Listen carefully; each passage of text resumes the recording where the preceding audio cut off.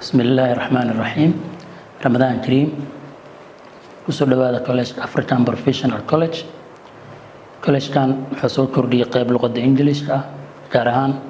oo lagu baranayo Lahjadda Mareykanka waxaan dhammaan ardayda inay ka faa'iideystaan maadaama ardaydu ay baahi badan u qabaan barashada luqadda Ingiriiska waxaan isku dayaynaa hab cusub oo casri ah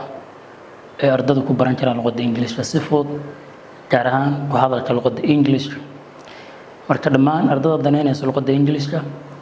waxaan rajaynaynaa casharadan aan soo gelin doono beeshka iskuulka uu leeyahay ee African Professional College inay ka faa'iideystaan insha Allah taala casharadaas oo isugu jiro kuwa ka hadlay ku hadalka iyo kuwa ka hadlay akhriska iyo sidoo kale dhawaaqa luqadda Ingiriiska casharadan marka waxay noqon doonaan casharo joogto ah haddii Ilaahay idmo marka waxaan rajaynaynaa ardayda dhammaan inay ka wada faa'iideystaan